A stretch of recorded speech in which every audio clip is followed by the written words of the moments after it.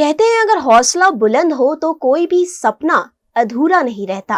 और इसी बात को सच कर दिखाया है गुजरात के भावनगर जिले के एक किसान के बेटे ने। एक शांत सा गांव, खेतों की हरियाली से घिरा, जहां सुबह की शुरुआत हल की आवाज से होती है और शामें मिट्टी की खुशबू में खुली होती है। उसी गांव के एक कोने में एक छोटी सी वर्कशॉप में लोहे की चिंगारी उड़ती है और उसके पीछे खड़ा है एक युवा, आंखों में सपना, हाथों में औजार और दिल में जज्बा लिए। ये कहानी है गुजरात के भावनगर जिले के तलाजा तालुका के रॉयल गांव के संजय भाई गगानी की, जिन्होंने ये ठान लिया कि अब उनके पिता को खेत में दवा छिड़कने के लिए मेहनत नहीं करनी पड़ेगी।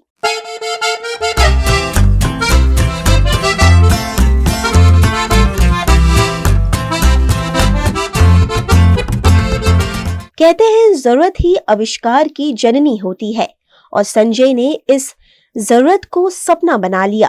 पुराने भंगार के पार्ट से अपनी तकनीकी समझ और जुनून से इन्होंने हेलीकॉप्टर बनाना शुरू कर दिया। संजय ने बताया कि खेत में दवा छिड़काव के दौरान काफी मेहनत करनी पड़ती है, तभी उन्होंने ठान लिया कि कुछ ऐसा बनाए जिससे ये काम आसान हो जाए। और फिर उन्होंने स्क्रैप मटेरियल और अपनी तकनीकी समझ से हेलीकॉप्टर तैयार कर लिया। हेलिकॉप्टर बनावવાનો विचार मारे लगभग 3 વર્ષ પહેલા આવેલો।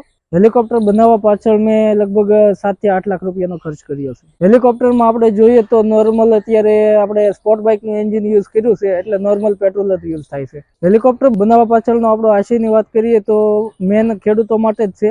ખેડૂતો જ્યારે દવા છંટકાવ કરે છે ખેતરમાં ત્યારે બહુ ઝાઝો ટાઈમ લાગી જતો હોય છે, તો મને એક વિચાર આવ્યો કે આપણે हेलिकॉप्टर बनावी અને તેના દ્વારા જો દવા છંટકાવ કરવામાં આવે તો ઓછા સમયમાં વધારે જમીનમાં દવા છંટકાવ કરી શકાય।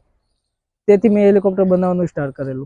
અરજી થોડાક ટાઈમ પહેલા આપણે મેક ઇન ઇન્ડિયામાં અરજી કરેલી, પણ ત્યાંથી આપણને અત્યારે કોઈ પણ પ્રકારનો રિપ્લાય આવ્યો નથી હજી, અને બીજે જાય આપણે અરજી કરી નથી। જો સરકાર પાસેથી આપણને પૂરતી સહાય મળી જાય તો આપણે નવું हेलिकॉप्टरનું મોડલ ઊભું કરીને આ મોડલને આપણે સક્સેસ કરી શકાય અને ખેડૂતોને ઓછા બજેટમાં એક हेलिकॉप्टर મળી જાય તેવો આપણો પ્રયાસ રહેશે।